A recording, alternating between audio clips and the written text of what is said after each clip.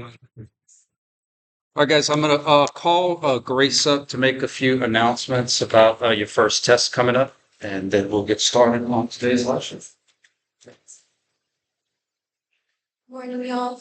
So I just wanted to remind y'all that your first test is going to be next Wednesday, the 17th. So I don't know if some of y'all saw, but in the group me and Emma added like our available times that will be like in Bourgeois and on campus. If y'all have questions or need like some extra practice, you can look at those times and come.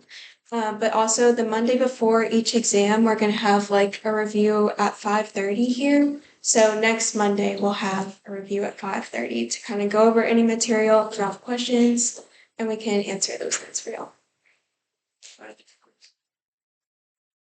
All right. Also, I have had a couple years ago when Sydney and Miriam kind of helped me revamp the class for different learning styles, new learners. They created a class Instagram page.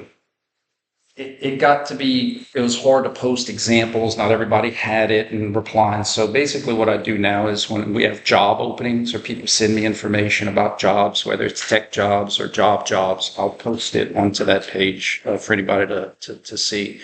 And so it could even be like once you graduate and become therapists, I may post like, Lords is hiring a physical therapist. So it's just kind of a general page that I'm going to be posting job announcements as they come in. All right. Now we get to have some fun. Now we get to apply some of the things that we've been learning. We get to get on the field and play. Just as a reminder, position, joint position is where are you at? Where is the joint at relative to anatomical? You could be flexed relative to anatomical. Joints can be extended relative to anatomical, with the exception if anatomical is the furthest you are away from fetal, then that is the most extended you could get. That is the furthest away you could get. And so that joint can be considered extended if it's anatomical, is as far away from fetal as possible. Does that make sense? And we're going to talk about the joints that allow that. Motion is where are you going relative to fetal position. Remember, first test is just sagittal stuff. We're going to just get our verbiage down sagittally, into fetal, out of fetal, into fetal, out of fetal, before we get into all these crazy different spin-offs. Okay? So motion, where are you going relative to fetal? Are you getting closer to fetal or are you getting further away from fetal? Position, where are you at relative to anatomical? Now, fetal is still part of that. But it's where are you at relative to anatomical? Are you closer to fetal or further away? Practical example, you're in a sling. Your elbow is flexed. It's in a flexed position. It's not flexion.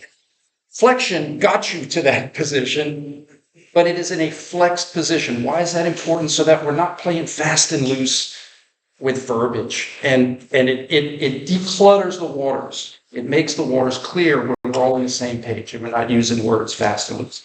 Position, where are you at? Motion, where are you going? On the test, this is all going to be stuff you're going to have to understand for the test. Not specific examples. You might use different pictures, but this is what you're going to have to go know on the test. Is this a right or a left hand? Good. We could use some clues, right? One, I could see the thumb and the palms facing down. Well, if this was a right and I saw the thumb, my palm would be facing up. And if this was a right and my palm was facing down, I'd see the pinky. Like there's ways to process this. So this is a left. We are looking at the wrist. The wrist joint is a biaxial. So remember the joint classifications. I'm not going to ask you to know that it's an ellipsoid on the first test. No. But know that the wrist is biaxial. It's a diarthritic. It has the most movement. I don't care about the frontal plane. I don't care about this road right now. Second test, we're going to talk about ulnar and radial deviation. But on the first test, it's all about sagittal roads. So let's analyze. What's this position of my left wrist? Where is it at? It's in a flexed position. Now, if we wanted to get specific, How east are you of Lafayette? Well, how many miles, right? If we want to get specific, how flexed are you? And that's when you take a goniometer and you measure, I'm flexed 30 degrees. That's what that's about. But I'm in a flexed position relative to anatomical. That's my initial, that's my start. In the top picture, what's my new position? Extended. I'm trying to show you that you know this stuff. We just have to be on the same page so that we can discuss it. How in the world can I go from being in a flexed position to be in an extended position? I have to have the motion of all day long and on holidays and weekends. That's how we do it. That's why we have to have position, because change in position is motion. That's physics. Remember, PF minus PI is displacement. It is the same thing, just put into rotational world. That's all it is. Okay? If I were to go top to bottom, I'm in an extended position. Now I'm in a flex position. I have to have flexion. Now we're going to go down the rabbit hole a little bit. Not too much. We're not Alice in Wonderland in it, but just a little bit. To go from here all the way to there, I had to have left wrist extension to anatomical and then left wrist extension from anatomical. I want to get that verbiage into your head. To, from. Does that make sense? To, from. Flexion to, from. Extension to, from. To meaning to anatomical, from meaning from anatomical. Okay? All right, let's go on to an elbow exam. All kinds of examples to be done for you guys. Is that flexion? Is that flexion? What do we know? What do we know for sure? The elbow is flexed. That's all we know. That's all we know. Is it flexion? Oh, I don't know. More than likely, he's just holding this position for the photo, right? So, in other words, that's like saying if the elevator is stopped on the 5th floor for you to get off or come on, is it going up or down? It's the same thing. So all we know is that the elevator is not on the lobby. All we know is that the elevator is above the lobby, but we can't assume that it's going up or going down until we know more information. So all we know is that the right elbow, we agree that's the right elbow, because it's not your right or your left, it's the person we're analyzing's right or left, and you can create the same position and be like, oh, all right. The right elbow is flexed. I could ask a question like this.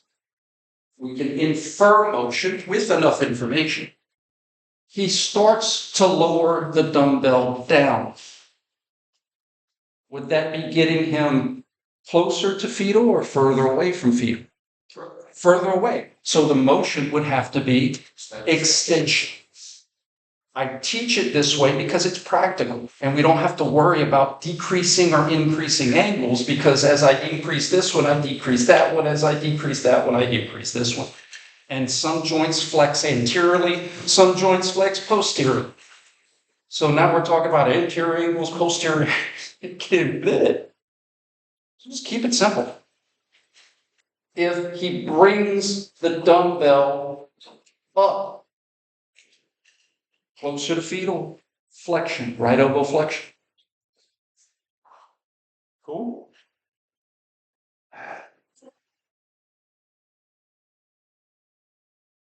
Exactly what I look like when I'm lifting. About this one. I'd like for you to do this one on your own. We analyze motion joint by joint. So let's communicate. Let's practice. Shoulder, right?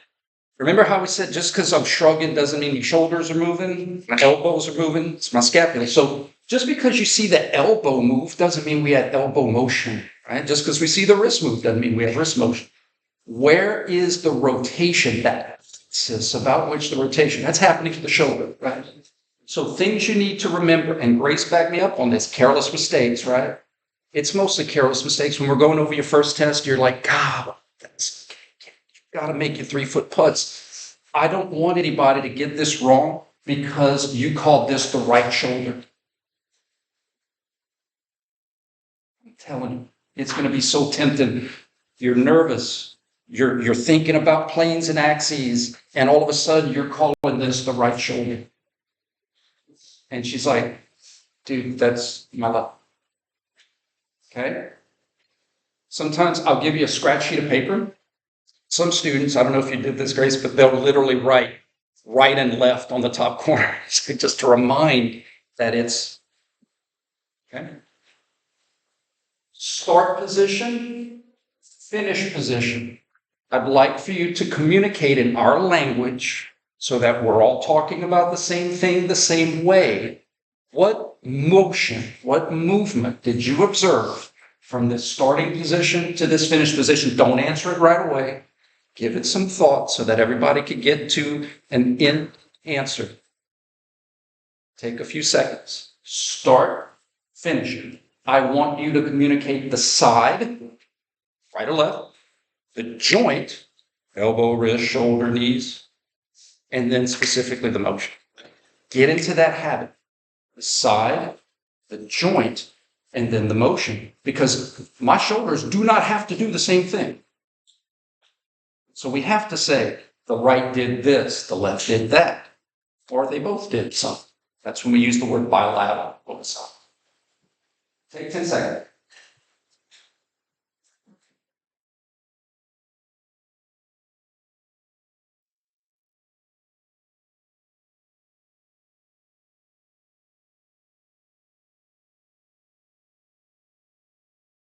Side, left, side, left. That's all right. You're good.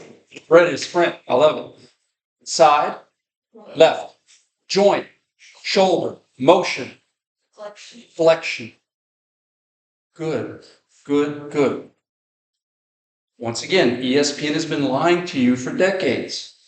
Just because my elbow is fully extended doesn't mean the motion of my shoulder was extension. This gets me into fetal from my shoulder's perspective. Just because my elbows and my wrist didn't go along for the ride to get me into fetal doesn't mean my shoulder wasn't trying. Yes? What's my position?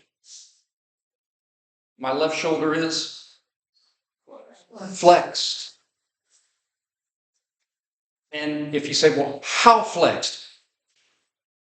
90 degrees, 45 degrees. When you give the degrees, that's just like giving miles. How east are you from whatever your reference is?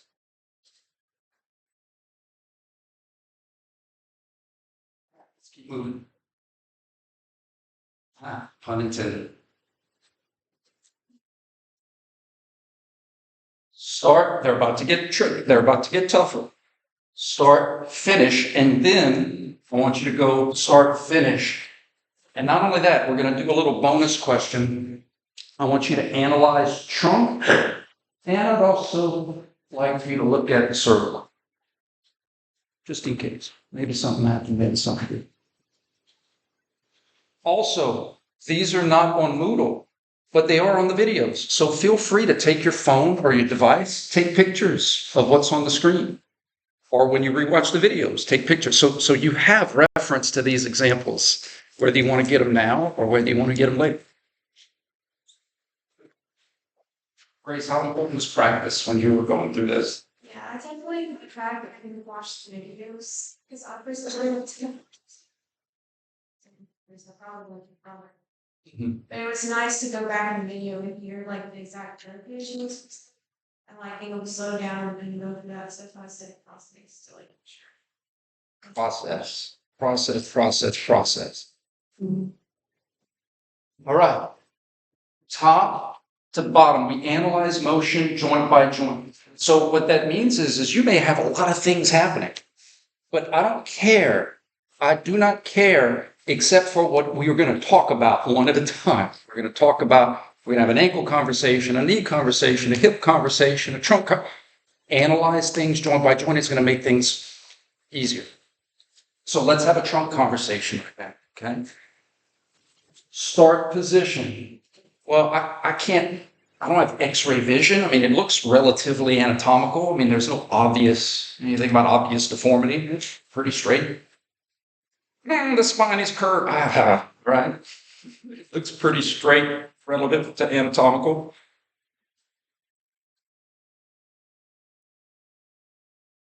What's my new position?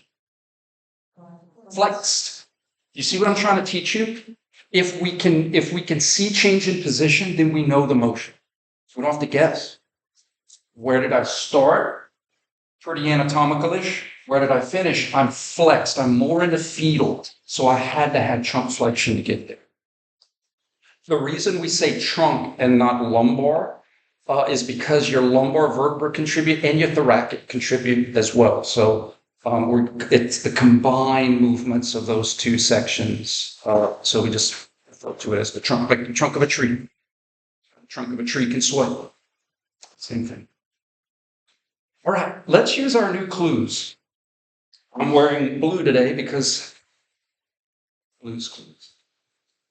I totally didn't have that planned.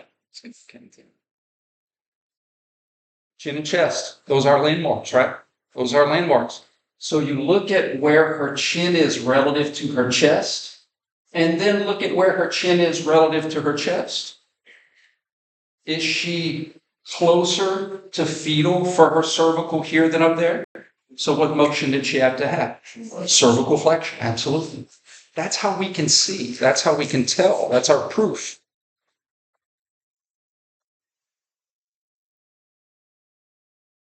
Going back down, she would have trunk extension and cervical extension. Because she went from a flexed position to anatomical, so she had to have extension to get it. That's going to get tough.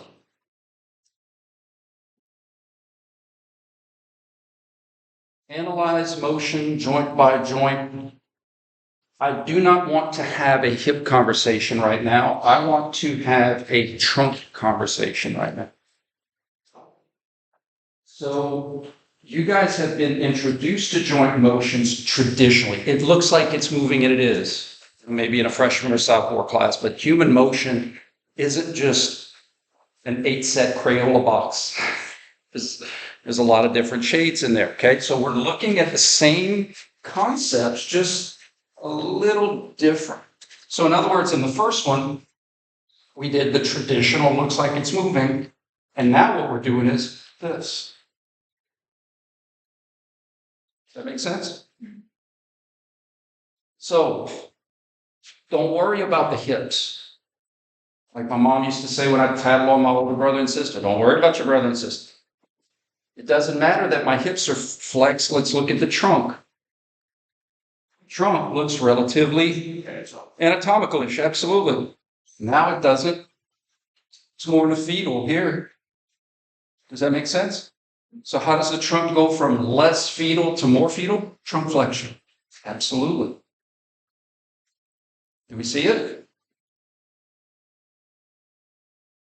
If you were to, I don't know if I could do this, but I'm going to try.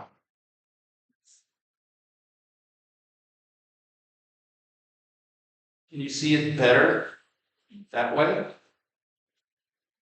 Like if she was in a Roman chair, right? They would have flexion. What I was really trying to do is, we could do it like this. Right ear, right shoulder. And look how her trunk is bent forward relative to her pelvis, relative to the ground that her tree is built upon. You see it?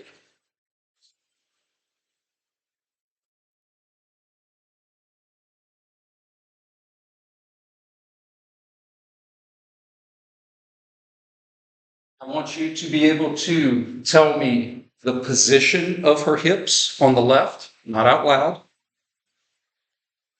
Answer it or write it down. The position of her hips. Notice it's not about her femurs to the room.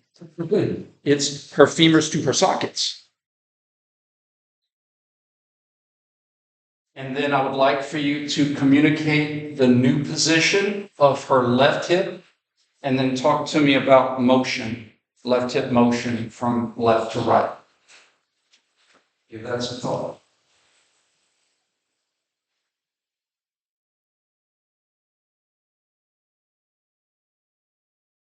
Guys, on the test, there's never going to be questions that I ask where like the change in position is like that.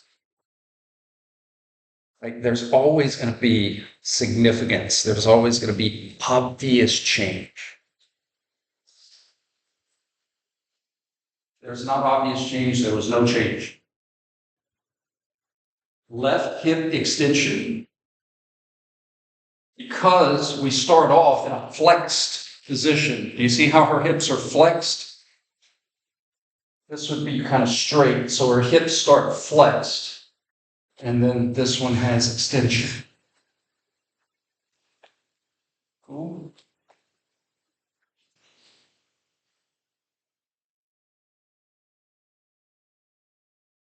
Last easy one before we get into some hard ones. Rapid fire. What's the position of the hips? Flex. What's the motion of the hips? No, no motion at all. Good. Just because I asked you what the motion is doesn't mean there is any. Just like if we were doing a math question, the answer might be 0. It's 4 minus 4. Nothing. Trying to teach you to see motion based off of change in position. It will help us to be consistent with our movement analysis. If you can do this on your own, that's awesome. But it helps us to not make mistakes. The position of my knees are flexed. My position of my knees are anatomical or extended, and the only way to go from being flexed to being extended is to have extension. That's how I want you to see it.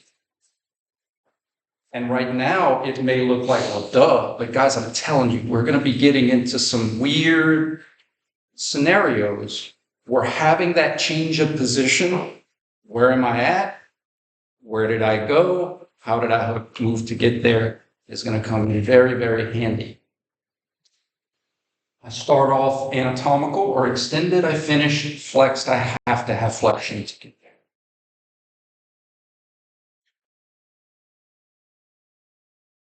Do this one on your own. Let's go left to right.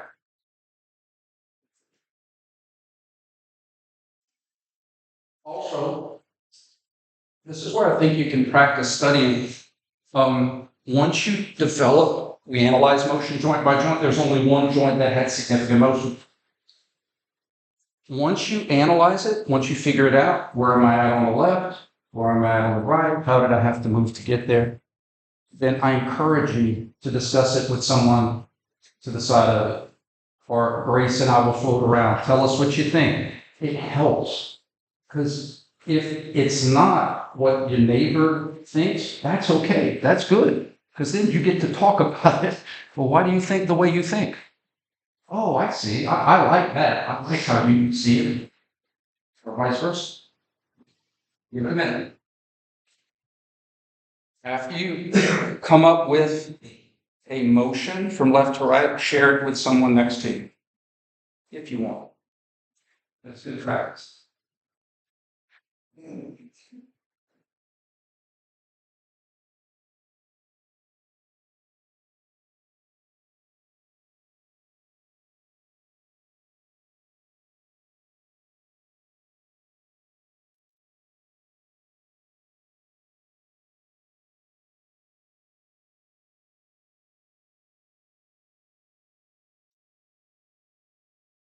Up to you. Oh, how much time before you golf?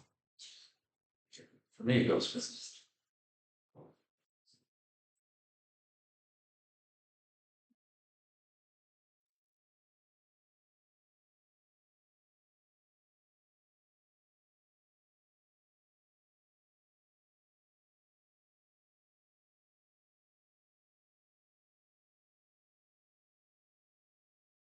Blues, blues, blues, blues. Are joint motions global or locally referenced? Practicing terms that I'd like for you to understand for the test. Locally, in other words, within, not outside. Just because arm goes up doesn't mean my shoulder abducted. Just because arms go up doesn't mean my shoulder's flexed. Just because hips go down doesn't mean my hips had motion. Just because my trunk went down doesn't mean my trunk had motion. Now, what I'm not saying is that he's not using hip muscles isometrically to hold that position. I'm not saying he's not using trunk muscles isometrically to hold that position. All I'm saying is that we don't have joint motion if the joints move relative to the room.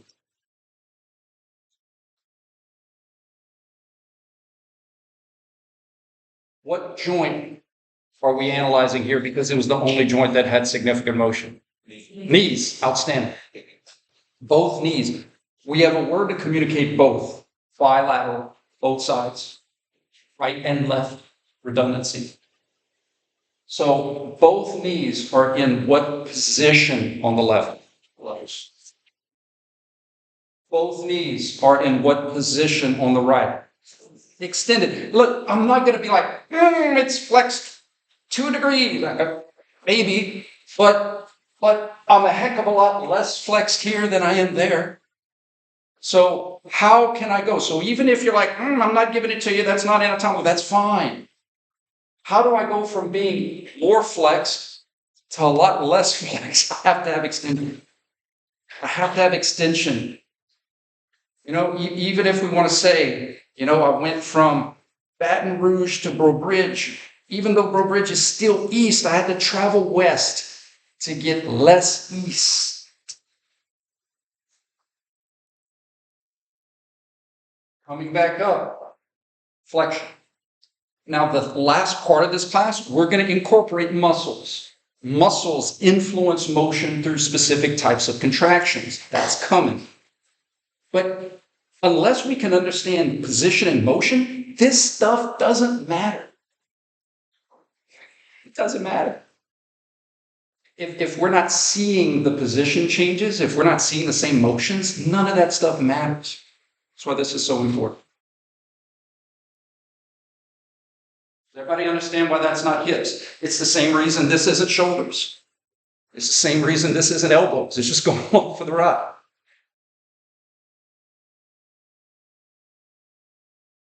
Oh, here we go. I'm going to save that on for last. Let's do this one. When you're doing the difference between crunches and sit-ups is joints, joint motions. Yeah, joints. I'm not talking like Snoop and Willie. When you're doing crunches, that's just your trunk. Guys, your tree trunk doesn't have that much sway. You have to protect vessels and nerves, and so you're going to give some, but it's not like I can just bend my slinky and somehow bring my knees to my elbows to my knees. So what joint is significantly moving when we do full sit-ups? Hips, very good. Now, this class is never about, you should do this exercise or that exercise. I don't know, look at me, I have no idea. I'm just teaching you how the body works, how the body moves, and then you go apply it to what you want to apply it to. Campbell said sit-ups, and we're told sit-ups are bad. Let's analyze the motion. Please pay special attention. This is going to be on the test. People are going to get it wrong, and I'm going to explain why some people are going to get it wrong. But you know who's not going to get it wrong? You guys.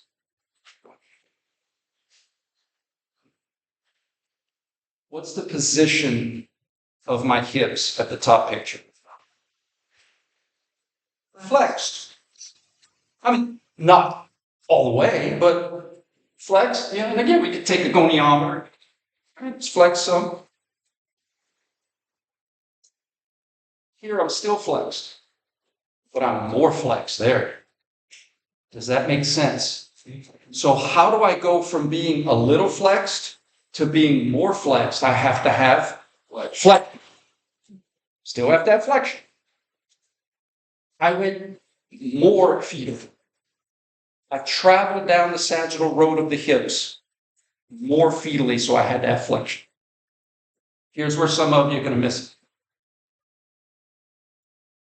I start in a more flexed position, and I finish in a less flexed position. My positions were both flexed, but I went further away from fetal. So what motion would that still be? Extension. There's no rules that say extension has to get you all the way back to anatomical. I can start more flexed, finish less flexed, and still have right shoulder extension, and still be in a flexed position. Bilateral hip flexion, top to bottom. Bilateral hip extension, bottom to top. More to fetal, less to fetal, or further away from fetal. Any questions, clarifications on that? Start it. Take a picture of it. It's coming. All right, this is going to be the fun one. Hey, training wheels off. Get it. All right, we're going to look at this last question as kind of a lab question. So I'm going to give you joints I want you to analyze. And we're going to go top to bottom. We're going to go bottom to top. I'd love for you to analyze this potential motion of the cervical. I'd love for you to analyze potential movement of the trunk. I'd love for you to analyze potential motion of the shoulders. It's going to be fun. Let's look at hips. And I think knees and ankles stay relative the same. Cervical, shoulder, trunk, hips. One at a time. One at a time. One at a time. I want this to be a group, if you feel comfortable, conversation, because you know what I'd love to happen? And Grace and I are going to float around. I want you to feel comfortable. I would love for some of you to literally try to figure out some of these motions when you can see it, when you can feel it. Oh, I see how I went from here to there. That's helpful. Okay? Open-ended. Go. You know what joints I'm asking you to look at. All right, Grace, we're going to float. You float. Be like a Coke float.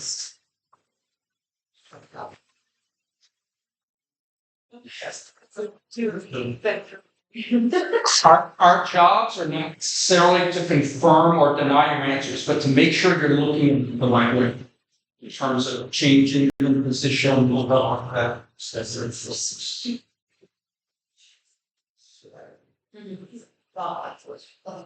Each one they started ocean line and they control would be consistent. So she really stop Boston. Think about like right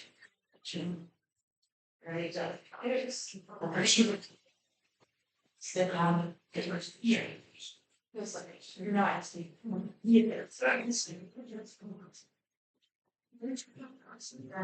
that's your pursuit of opportunities, means right. Radio takes you up from it's like it's stories. It's like it's one. Yeah, it's very large challenge. So start off they give you the best. One at a time. If you try to just letting that sort of way to see conversation. That is like conversation.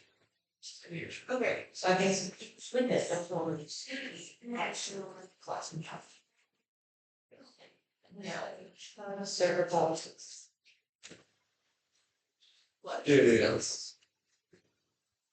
Yeah, starts at song is So it's one of my slides. start extending.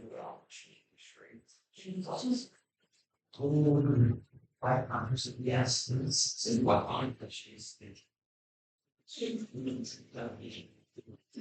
around.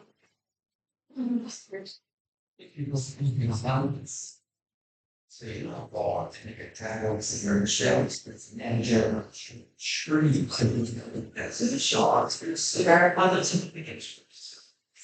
And grab it was just. I had to see that it's a lot of movie. Yeah, you're on to see it. And then we have the change. So it's something. Guys, I'm giving you a lot of time on this, giving you 5 more minutes. There's very few examples that can really kind of unlock new ways to see things. So I want to make sure you have as much time as possible, and then we'll go through it.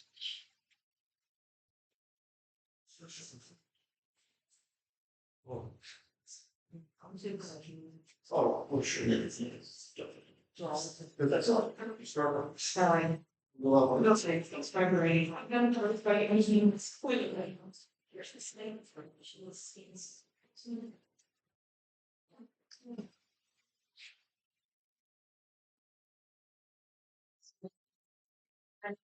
Just out of curiosity, if you had to bet an A to an L on one of these joints, you getting the right answer, what would you put your most confidence in?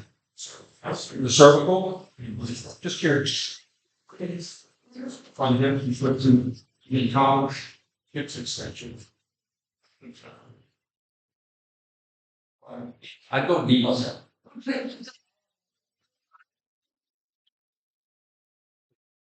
It's messy. Yeah. Is that? Some of you may be wondering why I didn't include ankle, because it does move in the sagittal, and that's because the ankle has 2 different forms of flexion, so we're going to save that for unit 2.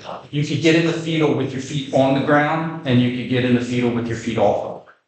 And so I just wanted to stick with flexion and extension concepts for this first test, so that's why.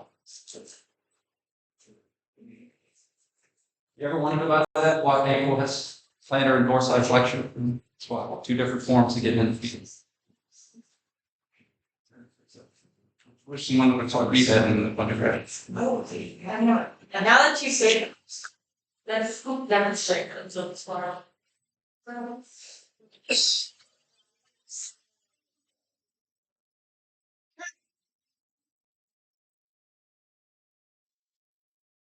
Brian Campbell, educational clicker. like we know where tracks. It doesn't mean.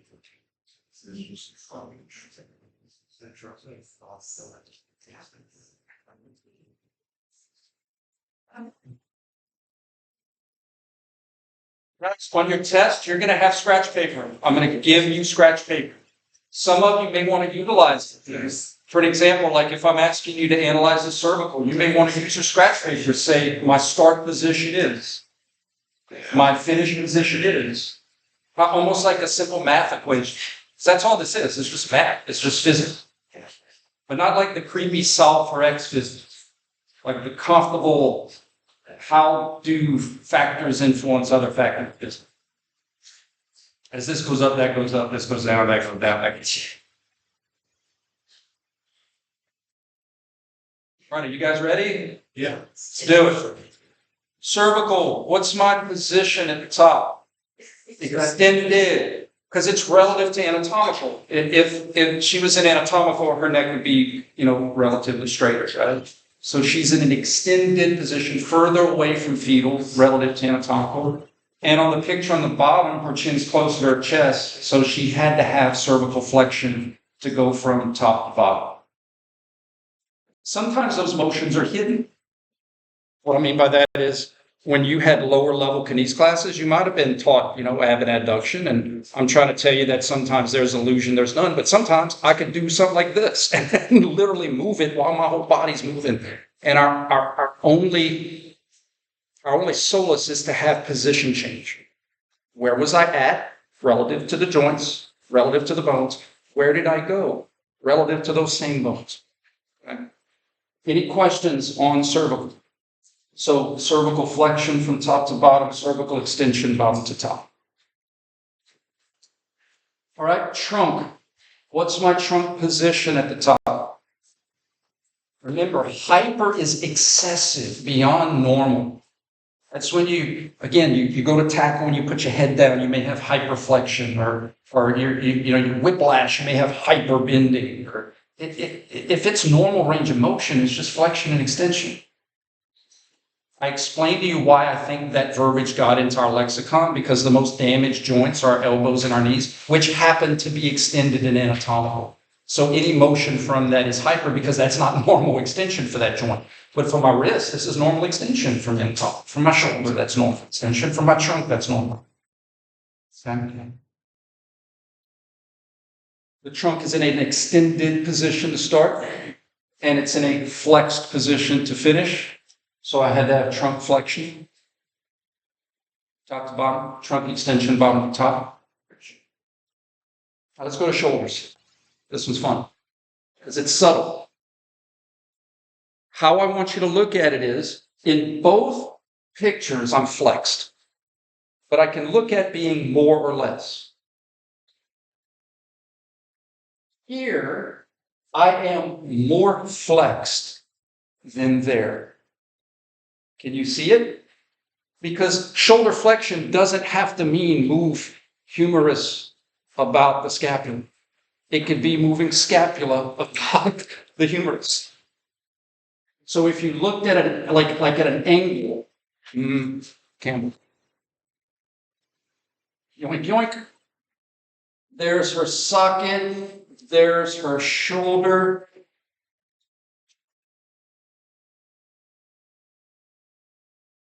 See it?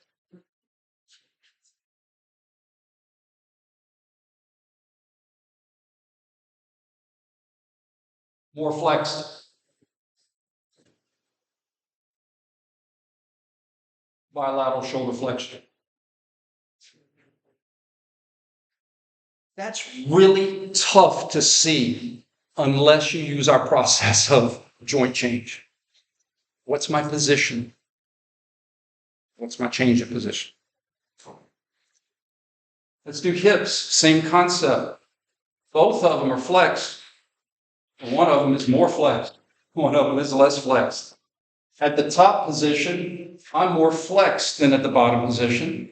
So how do I go from being more flexed to less flexed? I have to have extension. Outstanding. Bilateral hip extension from top to bottom. Bilateral hip flexion from bottom to top.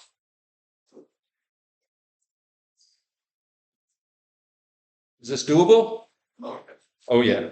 I like that. Like the Kool-Aid man coming in. Oh, yeah. Yes, ma'am. Like the shoulder traction.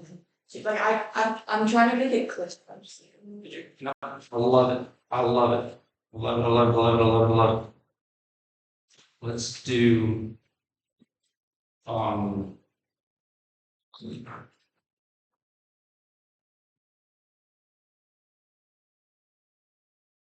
sometimes I gotta type in random words.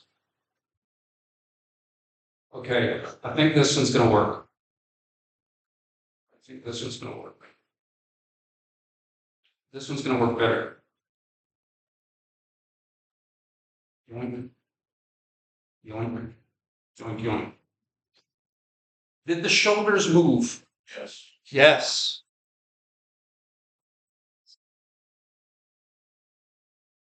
It's very similar to the question we just had. Arms are relatively by your side, correct? Now they're not.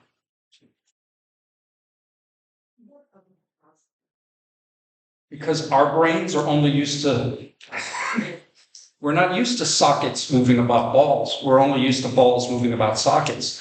But the socket 100% can move about the ball, and therefore we have change. I'm extended here because to go back home, I'd have to flex my shoulders. It's the same concept. And first of all, I'm so glad you asked that question because I guarantee you there was a couple other people that had the same question. So now let's use a similar concept. The shoulders now obviously I can't, toward Ken, I can only reposition his shoulders similar to hers. Comme ça. But here, they're here. So we had to have flexion. Better? Click. This is where my dopamine hits. This is why I'm literally in this classroom at like 6:20. Let's go. Nobody's here yet. Nobody's coming. Nobody likes me. Let me see if I can do this.